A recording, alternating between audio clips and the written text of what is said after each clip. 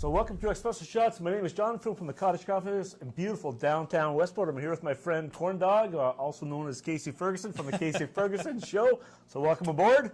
Thanks for having me, mister. So we're drinking a little bit of Blue Sky Espresso, and this is an evening episode, so I'm calling this a long shot, maybe a dark shot.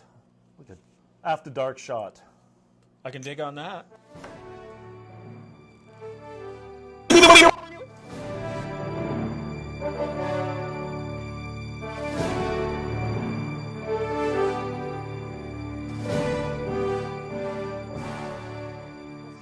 Late night edition. We've had our espresso, which was very, very good, and then we decided to move into some McKinnon Brothers. So I'm sporting the crosscut. I've got the Red Fox Ale, McKinnon Brothers, the official beer of the Casey Ferguson Show. Oh yeah, you brought me one. I'm sticking with the can. Oh yeah. Casey did such a great job pouring the beer into the shooter glasses. I was impressed. Hey, that's a nice pour. You did quite well, me son. But I've seen him pour Jack Daniels into the shooter, and it's like there's a head on the can. How does that happen? And then usually I pour it into my face. What's going on in the Limestone City these days? Episode 43? Working on 46 now. 46? Yeah, it's getting in there. Plus, there was the 25-episode run I did for Amherst Island Radio and a bunch of standalone stuff. So it's really getting up to be around 100. Even some of the Blues Fest, the Kingston Rib Fest and craft beer shows I've done. It interviewed like 10 different people. So there's been a lot of shows, a lot of work, and it's coming up on 6 years next month. So I guess let's backpedal a little bit. So the Casey Ferguson Show is a podcast formatted show. No rules, untamed, uncut. It is what it is. You don't overproduce it. Relatively raw. Relatively, I mean, it's fairly produced for a podcast. There's definitely a lot of them out there that are less work intensive, more so a live type feel. I will write out scripts and, plan things out a little more than some, I suppose. But it's very much like an internet radio show too. It's not just a talk format. So it's billed as part talk show, part rock show. So you get music from all around the world that gets sent in, and you also get hopefully some slightly more thought-provoking interviews, easy for me to say. I know. Than you would on commercial radio or something like that. It's tough drinking espresso at 8 o'clock at night. Well, what's 7 o'clock at night? I'm usually doing this at 7 o'clock in the morning. I'm feeling out of sorts a little bit here. I'm sorry, I'm not a morning person. I'm on the complete opposite end of that spectrum. My day often will start at 4 or 5. So listen, one of your sponsors that you deal with is McKinnon Brothers out of Bath. Absolutely. Speaking of which, little product placement here. I think if so we're getting together for a coffee, that's great. But I think maybe have a little beverage courtesy of McKinnon Brothers Brewing in Bath as well. Cheers. So I got the Red Fox Ale. You got the Crosscut. Both fantastic beverages. First one I ever had was Crosscut. A buddy of mine gave it to me a few years ago, and I thought it was a phenomenal beer. And I always go for the Crosscut first. I've had the 8-Man. I like it. And the Red Fox as well. Red Fox, right? Yeah. All good stuff. That's better. So, you back, so 2004, I think, was the year that we officially opened up Cottage Coffee. And I think that year I met Casey and said, hey, would you come out and play some tunes on the patio? Or it might have even been 2005. I don't recall. But he said, sure, I'll come out and play some tunes. What do I have to lose? So, would you like a coffee, Casey? He goes, I like a frothy coffee. So we termed the phrase frothy coffee. And on the milk crate that sits in the store, it's at home right now in my basement, it says, Casey Ferguson enjoying a frothy coffee at the Cottage Coffee House. And people often ask me what that's referring to. Well, this would be it's a beer. This is how you make a frothy coffee. You basically pour this beer into a glass, preferably a little bit bigger than that. We're doing beer shots? Actually, check this out, man. I'm a beer demonstrator. You're pretty good. I gave myself... That's a lot of head there, Casey. Yeah. Now, I'm trying to behave myself here, John, on your show, but don't get me started. Good. This has got a lovely color to it because they actually have beets that they grow on their farm Yeah. in the Red Fox Ale. So there you go. It's your trivia for the day. So I want to see if you can pour a beer without any head in that glass. So let that kind of go down. Well, I can fix that. Let's have a competition. Oh, I see. So the deal is, yeah, pretty clean. So we're going to try to pour beer without getting very little head on the beer. Fair enough. Ready? Same time? Same time. All right. Count of 3. 1, 2, 3.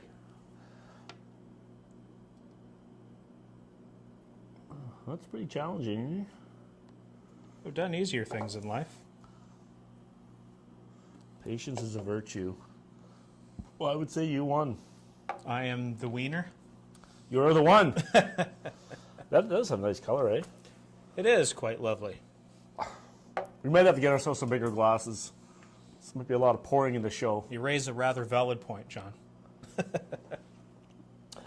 So I want to ask you another question as well. So being on your show, and when I say not overproduced, I'm not saying that you're not putting time and effort into producing a show to make it sound good and have good quality content. What I'm really getting at, if and I've been on the show, I was on episode 40, if I tend to go off in one direction, you pretty much let that person or myself go off in that direction, and you're not trying to reel me back in. If you want to swear or you kind of want to say something that's of your personality, you kind of allow that person to do that. And I think that's the allure to those kind of shows where you're not expecting to hear the same kind of format. It is, you never know what it's going to be. Well, I just try to let the guests be themselves. I mean, I don't know how many times you see somebody on whether it's a late night show or the news or, just a regular radio interview, and they don't give them any chance to really show the audience their personality, and you don't get to know them as people, and I think that's very important. I mean, having these people on the show, yes, I may be a big fan of their music or their movies or whatever it is that they do, but if we don't learn anything new about the person in the interview, then I feel like I haven't done my job as an interviewer, and there's a lot of really bad interviews out there and bad interviews. Oh, stop it. Right here. No, it's Casey's tough. You're tough to interview. I've interviewed a whole bunch of different people, but I know that you're pretty good voice, and you're pretty good at interviewing. I've listened to your shows, and you're great at it. And I've always encouraged you from the time I know you. You were one of the first people, and I'll go on record in saying that you were one of the first people to say that I should do a radio show back when I was still playing. Yeah. And at the time, the podcast thing hadn't really taken off, and it was just a matter of finding out a way to do it. And now, with the website and everything, I've been able to do that, but I didn't want to be under someone else's umbrella, so to speak. Do you think this whole internet thing is a bit of a fad? Not at all. I know you're being kind of facetious there, but there are people out there that think, it's something else is going to come along and whatever, and things do change. Yes, we're not using MySpace anymore. MySpace, I remember MySpace. But there's still elements of that within what's going on today. So it's evolving, yeah. Absolutely. The internet used to be the internet. It would be, you'd go to the internet, you'd Yahoo something, or not even Google back then. You were looking for one of the search engines. You would use Netscape. Or Netscape, yeah. Netscape. But now when you're looking for things, YouTube is its own search engine. I think it's number 2 in the internet. When you're searching for stuff, YouTube is coming up right there, and Facebook is got to be right behind it. Those two are just really dominating that space, Well, and I hear, the kids are veering towards Instagram or, maybe even Reddit. Twitter. Yeah, I mean, I'm not on any of that stuff. I don't think anybody's on Twitter. It just seemed like screaming into the wilderness to me. It really did. Our headlining guest tonight, Three Loaves of Bread. Welcome to the show, Gluten. Yeah. We're introducing Gluten to the show. This is a new super group. Dempster 3. Yeah. So our parking lot, as you may know, our parking lot is 100% gluten-free. but we've introduced gluten into the show now. So anybody that is gluten-free, I'd highly recommend not watching these episodes. This is our bread for the week. We eat that much bread in our house. It's a lot of bread. It is. I'm not too close to the bread, am I? All right. Oh, sorry, I looked at it there. It's simple for some people to get there, but when they do find it, the content is golden. And if you want to sit back and listen to an original show, the Casey Ferguson show is a good one to listen to because you're not going to be disappointed. You keep it entertaining, you keep it fast, and it's great to listen to. Thanks, man. Yeah, well, I'm certainly having fun doing it, and coming up on 6 years, man. And I really don't think there's been a weak episode in the lot. There's some have been better than others, and of course, the learning curve the first couple of years or whatever. But I'm proud of each and every episode, and if I can say that in 5 years, then I think. So do you have any big plans for your 10th year anniversary? What do you see yourself 5 years? Well, I'm hoping McKenna Brothers will still be with me, and I think a few glasses would have to be raised if I can make it to 10 years. So we have had listener appreciation parties a couple years to celebrate. I think it was year 2 and 3 of the show, and kind of got everybody together. And I said thank you. I wasn't invited. What? Well, you at the time I was a little more on the Facebook, and I think I invited a bunch of people that way, but you weren't. Those are the years I wasn't in the Facebook. Yeah. See, we're ships in the night here, John. We're ships in the night. But yeah, we did that. We kind of got together and kind of raised a glass because it's more about them or the audience than it is me. Like if people don't support this thing, and there's a lot of people out there that couldn't give a damn about what I'm doing, and that's fine. But there are a lot of people who've said a lot of nice things about the show. Even a lot of guests and big name people, and that means the world to hear. It's nice to get somebody who knows what they're talking about, or it's nice to get someone who's got an edge, or this or that. Just these things that they've said, and if they have fun coming on, and I have fun talking to them, I don't really that's a win-win to me. And if the audience enjoys listening to that, great. And if they don't, well, don't listen. Your opinion matters. What's your opinion again on boiled potatoes?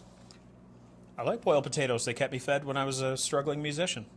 I'm a struggling podcaster, so sometimes I can buy the fancy potatoes. But how about, are you a fan of Mr. Potato Head? Sure. Just got a great stash, man. You think so? It's all about advertising, and it's unfortunate. But I mean, I get the business model has to be about somebody has to make money. But how much money do you really have to make? Well, see, I definitely approach things differently, and my business model is very strange as compared to maybe commercial radio. But I think that was the problem with radio, is that it got so commercialized and sanitized that, because they were catering to advertisers and whatnot, I went the opposite way. Yeah. I want to create great content, and if somebody doesn't get it, then they shouldn't sponsor the show. Yeah. And it's in the contract. The big 5-page big city contract.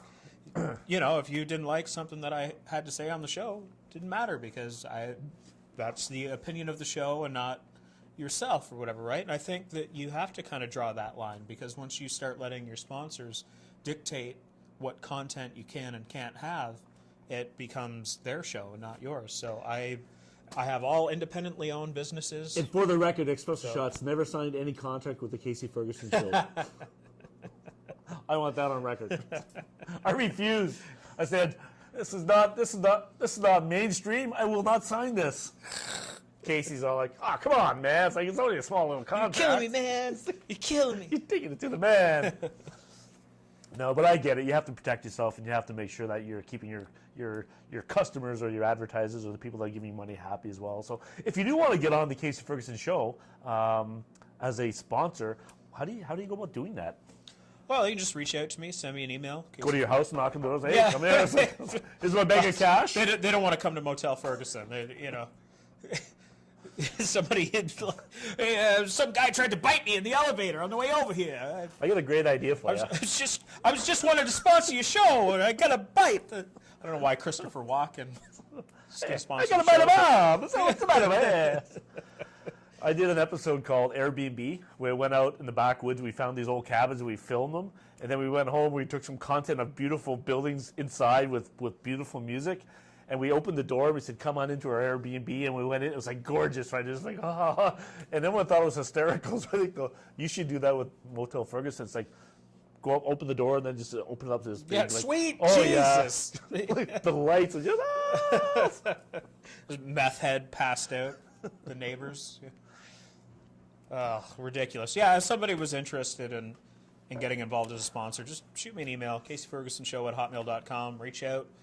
Facebook at The Casey Ferguson Show. I really only take on a select amount because... And this is where all the great YouTubers say, I'll put a link at the end of this video right here. Hey, there you go. Even though I won't. I say usually, that. Yeah, I say that. Well, I'll have a link, and then people go look for the links. Like, I think I never put a link in the show. Because I don't know how to put links in my show. But kind of like an Andy Kaufman type joke there. Yeah. There'll be... But there's no link. What do I do? There's something wrong with my TV. But no, if you want to get on the show, I mean, it's and your show is prolific enough that it doesn't. You don't need to listen to it today to be relevant tomorrow. I mean, the show can be listened to 20 years down the road, and the people that you are interviewing and interviewing well have some great stories to tell, and they're very interesting listens. Oh well, thank you. I mean, I'm hoping that these things will stay relevant. And I think with the careers that some of these people are having, of course, people are gonna go back and like, oh, I wonder if I can find an interview on this record because this was a great album or whatever. And then maybe they'll happen across mine. Because one of your problems that you're going to have, you're going to be very much like Jim Morrison. You'll be very famous after you're dead and gone. It's like, oh, that Casey Ferguson show. I was like, oh. Yeah, it was like everyone awesome. will decide. Finding Sugarman. It was like, the Casey Ferguson show was great years after my death, but the whole time he was alive, like sucked. Oh, hi, I'm Casey. Nice to meet you. Hey, get out of here. Hi, Are you celiac? No, I'm silly at things. But a little silly at things myself a few times. So remember that we were chatting about stuff, and we were trying to mash some ideas together. So one of the ideas that came out of that conversation was SpongeBob Seeger pants. Yeah, SpongeBob Seeger.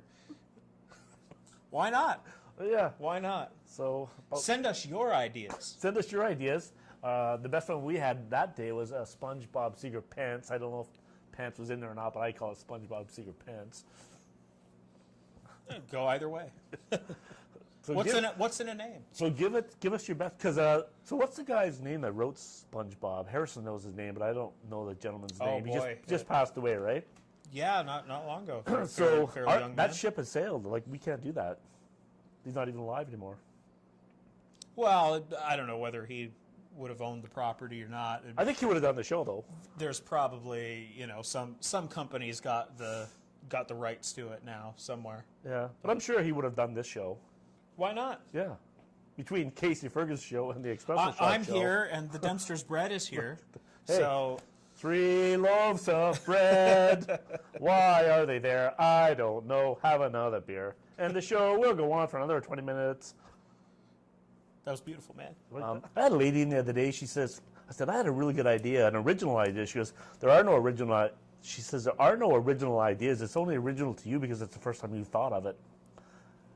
And it's true. These things have been thought of many, many times, but it's new to me because I just thought of it. But if you put a spin on an old idea, it's a new idea. That's a good idea. Right? That's almost a new idea. That's what I'm saying. That's what I heard. Add a little style, man.